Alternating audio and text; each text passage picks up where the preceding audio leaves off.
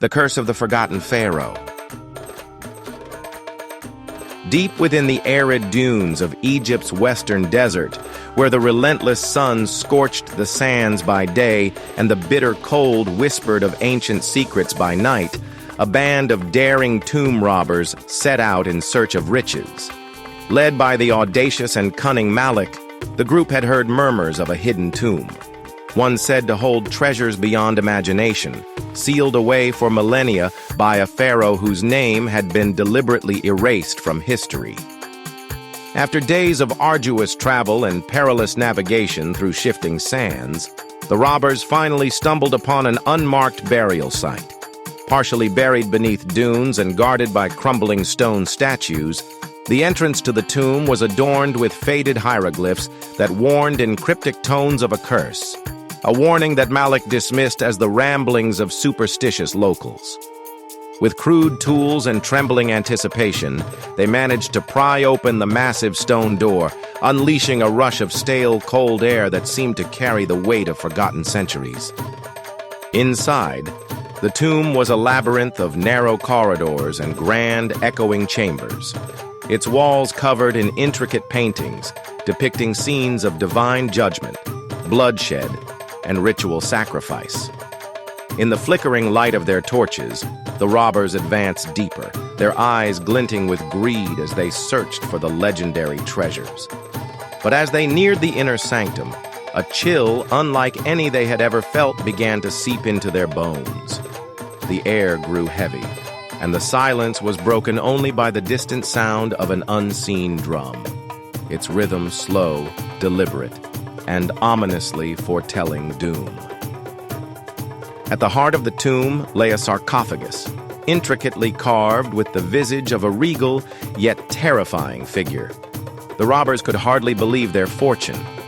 Malik, emboldened by visions of unimaginable wealth, pried open the heavy lid. In that moment, the chamber trembled violently, and a blast of icy wind extinguished their torches. Plunged into darkness, they heard the shuffling of unseen footsteps and felt a presence growing ever nearer.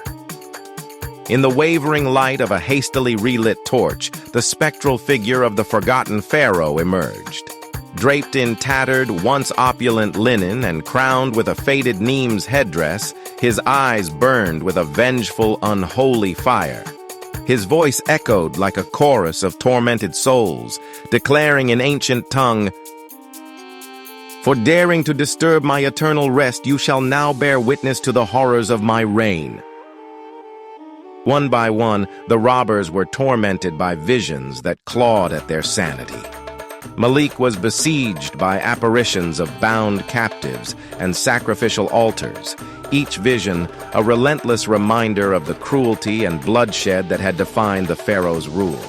His comrades, too, were forced to confront their worst nightmares, shadows of guilt, betrayal, and a violent retribution that left them paralyzed with terror. Desperate to flee, the survivors tried to retrace their steps, but the tomb itself seemed to conspire against them. Corridors shifted, passages closed, and the spectral echoes of anguished cries grew louder with every frantic turn. The curse had bound them to the tomb's dark legacy, their very souls ensnared by the relentless wrath of the forgotten pharaoh.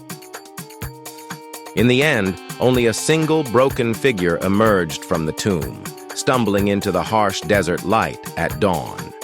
His eyes, wide with unspoken horror, carried the weight of every lost soul. He spoke of a curse that transcended time, a punishment for those who dared disturb the sanctity of death and the eternal legacy of a ruler whose cruelty was immortalized in the anguished cries of the damned. And as the sun rose over the silent dunes, it illuminated a truth long buried in the sands. Some treasures are not meant for mortal hands, for the curse of the forgotten pharaoh lives on, exacting its vengeance on all who seek to claim his lost dominion.